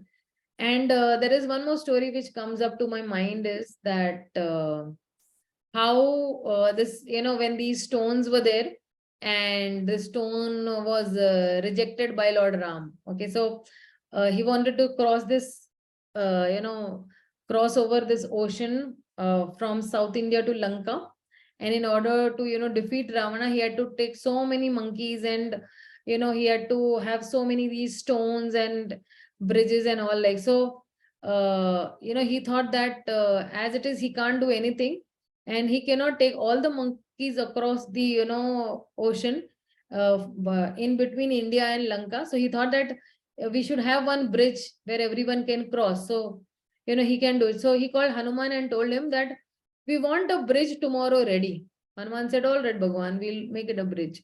So Hanuman knew that the Lord does not only order the living entities, but when he orders, he's giving the strength also. So even when the spiritual master gives us some order, with that, the spiritual master is giving the strength also to follow that order. And so that even we can fulfill the desire of the spiritual master and the Supreme Lord. So he was very much, Hanuman was very much sure that, okay, now the Lord has ordered me, he's given me the strength to fulfill his desire, and I'm sure I'll be able to do it. So he started to bring big, big mountains and stones from all over India, and he tried to deposit them near this coast of the ocean. And each stone he was writing Ram, and he was throwing into the ocean, and the stones were floating. Lord Ram was standing next to them and thinking that, and he was pretty surprised also that these stones were floating when they were thrown in the ocean. How is it that? So then Lord Ram, he tried to throw a stone himself. And he thought that if these stones are floating just by writing my name on it, then when I throw also they must float. So then he picked up one big stone and he threw it into the ocean, and that stone, it sank into the ocean. So he thought that something must be wrong. Again, he picked up another stone, he threw it, and again that stone sank. So Hanuman was watching, Lord Ram, and he said, "Okay, Bhagwan, what are you doing? Lord Ram, what are you doing?" Saying that, Ram did not want to tell anything because he was not successful in making those stones float. So Hanuman said, Bhagwan, I know that what you're doing. You must know that these things are better than me. I'm bringing those stones and I'm writing your name on it. So your association is there with the stone. So even the stone, if it has the association of Lord Ram or Lord Krishna, it is definitely going to float. But when you throw the stone and you're rejecting, so once you reject somebody, how can that person sail through or float through? So then it's saying that if भगवान ने किसी को फेंक दिया है तो वे भव सागर को कैसे पार कर सकता है? वो तो उसकी नैया तो डूब ही जाएगी ना. So we should do anything and everything, but we should not be rejected by the Lord and the Vaishnavas. We should never act in a way that we will be rejected by the Vaishnavas. And when we are rejected by the Vaishnavas, then there is no hope for us. So the only way to avoid getting rejected by the Lord is to always chant his holy names and remember him. So in Hindi, there's a very nice bhajan, and this poet says that this name of Krishna is more powerful than Krishna himself.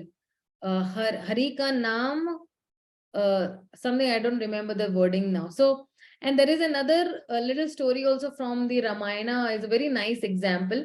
So, in Shishtastakam also actually, Lord Chaitanya Mahaprabhu says, Nam Namakari Bahuda Nija Sarva Shaktis Tatrarvata Niyameta Smaranena Kala Eta Drishi Tava Kripa Bhagavan Mamapi Durdeva Midrishi Mahajaninu Anuraga. He's saying that, oh my Lord, only your holy name can give me all benedictions.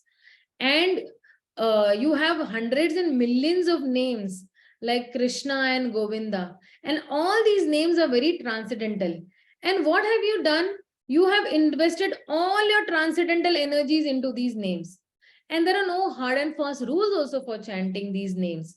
Oh Lord, out of kindness, you are enabling me to very easily approach your holy name. But I am only so unfortunate.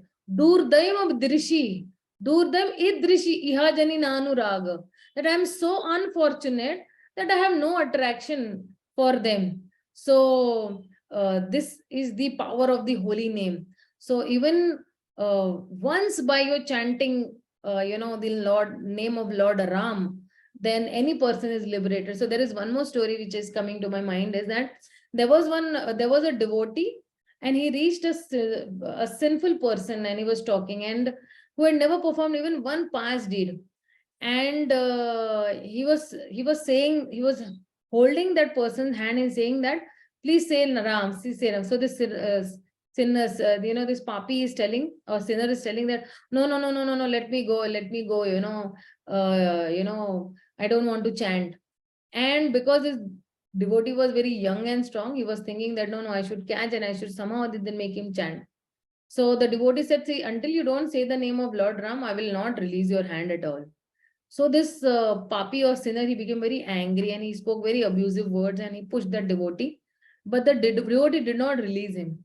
So when this sinner, he became, disprinted, he reluctantly said Ram. So this devotee said, okay, do not sell this purity earned from chanting Ram at any time.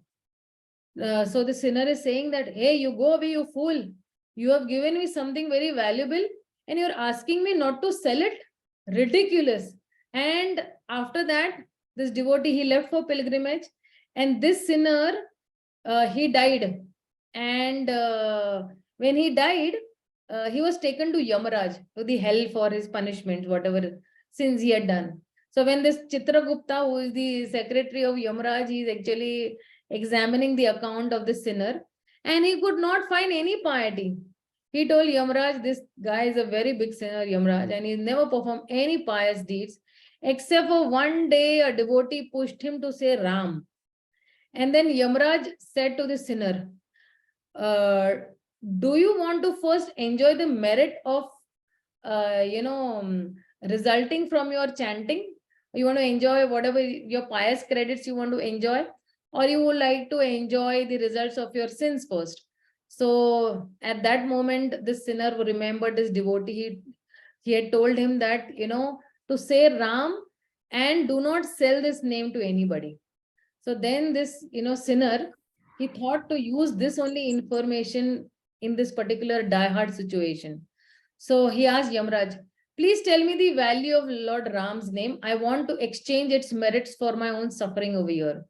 So this Yamaraj, he's saying that, see, the value of Lord Ram's name is very, very vast.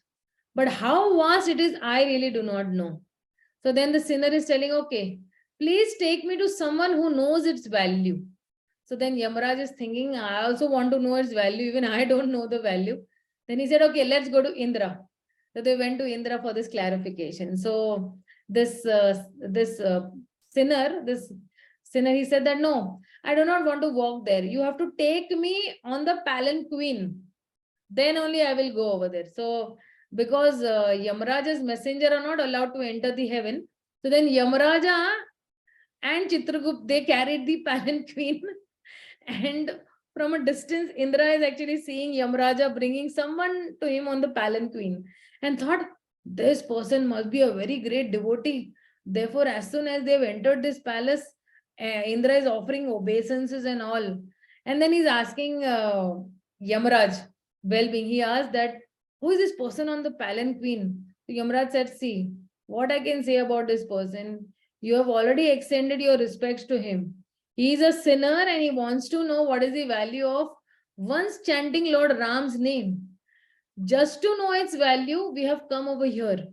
So then Lord Indra was saying that, see, the whole creation, all wealth, all happiness, all victory, all perfections, if combined, cannot equal to even once chanting Lord Ram's name.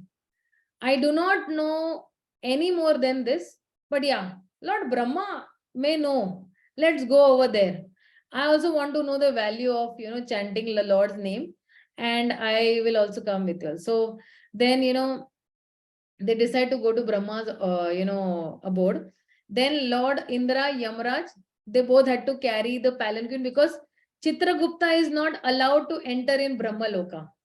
So then Lord Brahma, seeing Indra and Yamaraj bringing someone on the palanquin, thought, hey, this person sitting upon the palanquin must be some great soul. That is why, they are bringing him on the palanquin. So Brahma also offered, him respectful obeisances and dandavats, and then he was asking for the introduction. Then Yamaraj is saying that, see, what can I say? You have already praised him. He's a great sinner and wants to know the value of chanting Ram's name. And we did not have the answer. That is why we have come to you. So therefore, please tell us, what is the value of saying the name Ram once also? So Lord Brahma answered. He's saying that, see, though the potency of chanting Lord Ram's name, I have gained this elevated position. Because see, when Brahma, he came out from the navel of Lord Garbhodakshay Vishnu, and the first three words that he is hearing is tapa, tapa, tapa. Then he is doing tapasya for 1,000 celestial years, and that's how he gets that position of Brahma. So, but I do not know the complete, he's saying that I have got this position of Brahma, but I also do not know the complete value of chanting the name of Lord Ram. Maybe Lord Shiva knows. So it's complete value, and because he's the greatest devotee of the Lord, we can go to him. So chanting Lord Ram name can reward anything, one's desires. And maybe Lord Shiva knows the details of this. Let's go to Lord Shiva. So they all go to Lord Shiva's palace, and Lord Indra, Yamaraj then lifted his palanquin and proceeded to Lord Shiva's, Mount Kailasha in the Haridham. Lord Shiva's abode is called Haridham. So then they're seeing Lord Indra, Yamaraj carrying this person on the palanquin, and Shiva, embraced him and immediately asked for the introduction of this sinner. So Yamaraj is saying, what introduction can we give about this person? You already have embraced him. Still, let me tell you that he is a great sinner and he wants to know the exact value of chanting Lord Ram's name. Then Lord Shiva glorified the Lord Ram's name with all his 5 heads. And then he said that I only know what I have said. I do not know anything more than this. And the Lord knows its complete value. Let's go to him. So now they all, saying this, they go to, the ocean mill where the Lord is residing over there. So Lord Shiva brought everyone to this Shiro Dakshai, this Shir Sagar, it's called the milk ocean. And they heard a voice. Who is there and what do you want to know? Because the Lord was not seen. So Lord Shiva and Lord Rama are saying that we have brought this great sinner with us, and he wants to know the value of saying your name once also. So after hearing Lord Shiva and Brahma's statement, the Lord said, you first both lift him up on your shoulders and place him on my lap. Then I shall tell you the value of the chanting my name. So Lord Shiva and all both were very that we are placing this person in the lap of Lord Vishnu. So then Lord Shiva and Lord Rama obeyed the Lord's command, and they also wanted to know the value of chanting his name. And then they lifted the sinner on the shoulders and placed him on the Lord's lap. Then the Supreme Lord said to both Lord Shiva and Lord Rama, said, see, this is the value of chanting my name. A person who repeats my name purely, he becomes free from the sins of this world and comes to me by climbing on your shoulders to sit upon my lap. So even though this sinner had, unknowingly chanted Ram, he received the same result as a person who received from chanting it purely because this devotee who had taken his hand and blessed him. Because you remember that devotee is telling, chant, chant, chant. He was not ready to chant, but somehow the three chant one's name. So this blessing received from that pure devotee carries so much value. So if you see in Ajamil's story also, Ajamil also had accumulated so many sins during his lifetime. And yet they were all burnt to ashes just by his chanting the name Narayan once. So when Ajamil died, they was about to die. 3 Yamdutas went there to retrieve him, and but when Ajamil was chanting the name of Narayan, again 4 Vishnu Dutas also came to help him out and take him away from the Yamduta. So this is the glory of chanting the Lord's holy names, and therefore one should repeat the Lord's names, because by doing so, at least one time, one name will come out purely from our mouth. So now somebody might wonder, if chanting Lord Narayan name, once 4 messengers went to Ajamil, how many messengers will come to a person who repeatedly chanting Lord Ram's names? So Lord Shiva is actually telling in Mahabharata, a very nice shloka is saying, Rama Rama Rameti Rame Rame Manorame Sahasra Nama Tattulyam Rama Namo Varnane. He's saying that Lord Shiva is telling to his wife Parvati, saying that 1000 names of Lord Vishnu are equal to 1 name of Ram, and 3 names of Ram are equal to 1 name of Krishna. So you are chanting 1 name of Krishna, which is equal to 1000 names of Lord Vishnu. So this particular verse that is there can tell us that at the time of death, if someone repeats the name of Lord Ram, 1000 messengers of Lord Vishnu will come immediately by Vishnu Sahasra Nam when we sing. So now the question arises that if once by chanting Lord Ram's name, or Krishna's name, the merit is received from millions of, by merit of giving charity of cows, performing million sacrifices, performing thousands of years of austerity, fasting for thousands of years, bathing in the Ganges, taking some great vows, and bathing in all the rivers is so very powerful. So the Lord has so many unlimited names, and repeating Ram, once 1,000 messengers of Lord Vishnu can come, then how many messengers will come if somebody is repeating the name of Lord Krishna?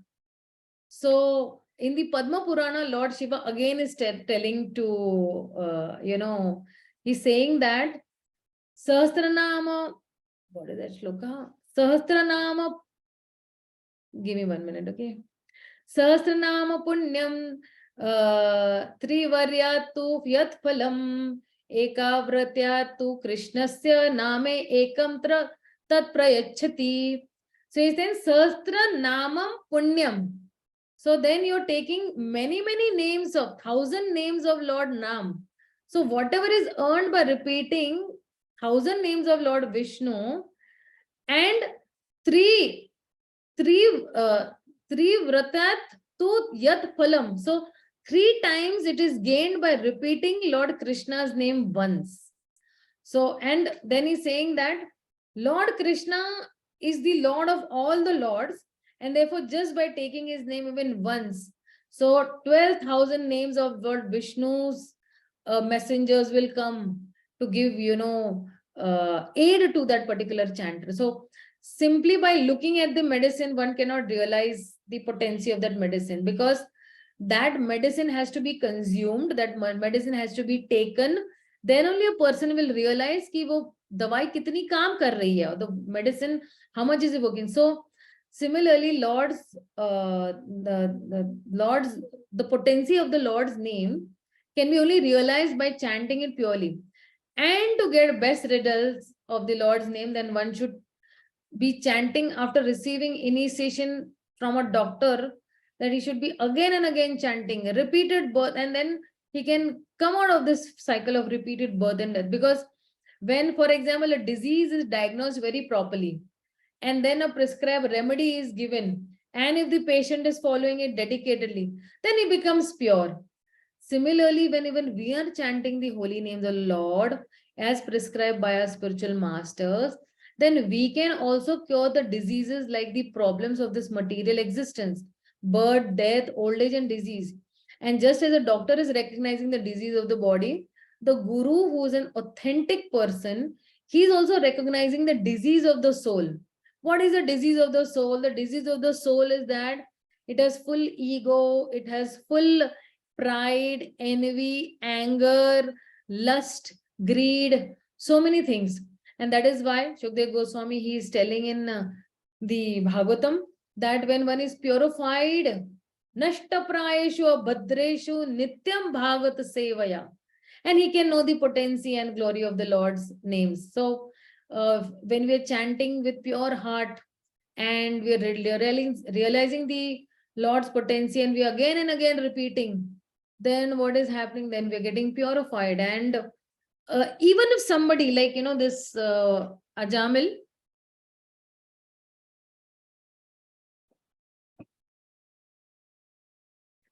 what he did is that when he saw these Yamadutas on the deathbed, and he's crying out, Narayan, Narayan, because in Narayan is name of his last child. So he was not directing actually, to the Lord, but he was actually crying out for his son. So these Yamadutas immediately, got a little behind, and the Vishnu Dutas came. So the messengers of Lord Vishnu are telling the messengers of Lord Yamraj. They're saying that that there is a shloka in the 6th canto, in the Ajamil chapter only, it is saying, there's a very famous shloka, saying that Sanketyam parihasyam vasthobam helanam evacha Vaikunta nam grahanam ashesha agha haram papa. He's saying that all the learned sages, have said that the Lord's name is so powerful that even jokingly, Sanketyam, Parihasyam, Haste Haste bhi, like, jokingly also, was Stobham. Stobham is sung in praise with, some accompaniment, or even Helanam, even while criticizing it, or repeating in disgust also. Still, it is removing what unlimited sins of the sins of this person who is taking the names of the Lord. Saying, Ashesha Agha Haram Papa. It is removing all those sins. Like so, this is a very nice. This that even unknowingly, if we are also chanting the holy names of the Lord, we will also be purified. So I think I rest my speech over here. Anybody has any questions, queries, doubts, or anybody wants to add something, your own reflections, you're free to add your reflections.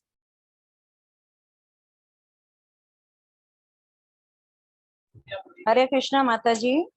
Yeah, Mataji, Hare Krishna. Very happy Gudi Padwa to you. Thank you, Mataji. Thank you. Same to you, Mataji, I wanted to know, one person, that person was listening to your lecture, and you told that, the boon of immortality was given to Lord Hanuman by Lord Ram. But that person told me that he has read in one of the verses that it was granted by Yama. No, it was granted by Lord Ram only. Why will Yama grant that boon of immortality? So my clarification was that even if that person was giving me a lot of clarification, but then my justification was that even if it was granted by Yama, suppose, then still Lord Yama is under the control of Krishna and Ram, because I didn't know how to give a justification. So that is the way I was fighting. Yeah. I wanted a clarification on this. Yeah. Only Lord Ram can give that boon, right? Only Lord Ram can give that benediction, that because he's the master, and even Yama's master is Lord Ram only, right? Exactly, that's what I told. So then that yeah, that's the justification. So tomorrow I'll make that person speak to you. Yeah, sure, definitely. Because that person ran away now, and he is nobody else but my son. Raghav, okay, Raghav. Okay. Raghav, he ran away, Mataji. So tomorrow he has his board paper. He'll talk to you tomorrow.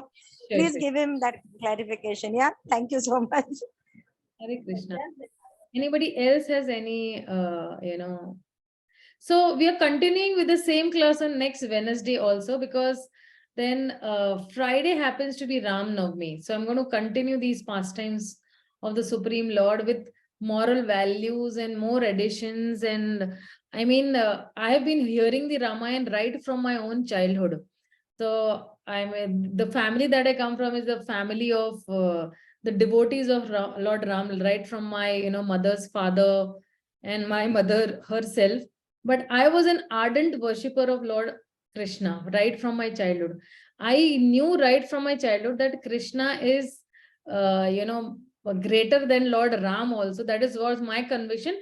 But yes, as a child, I was very respectful for Lord Ram's pastimes also, because even Lord Ram's pastimes equally endeared me. They were typically attractive to me. And my mother used to, every day night before sleeping, she used to read Ramayana to us. And that's how all these stories and all these things have got engraved into my consciousness because of my mother's teachings. Anybody else has any queries or doubts or questions or queries or some reflections? Yes, Arman beta, you want to say something? These are all my Bal Bhagavatam students. They are also come for hearing. Arman, what did you learn today in the Ramayana story? What did you like in the Ramayana story today, Arman?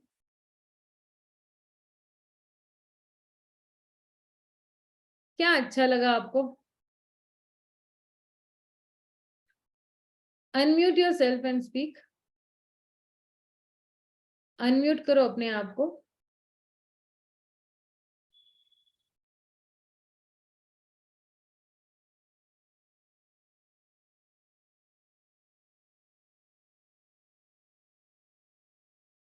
No, Arman beta, we cannot hear you. You unmute yourself.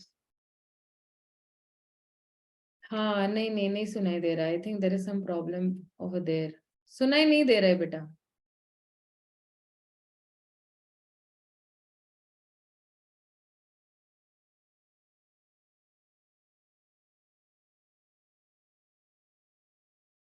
Okay.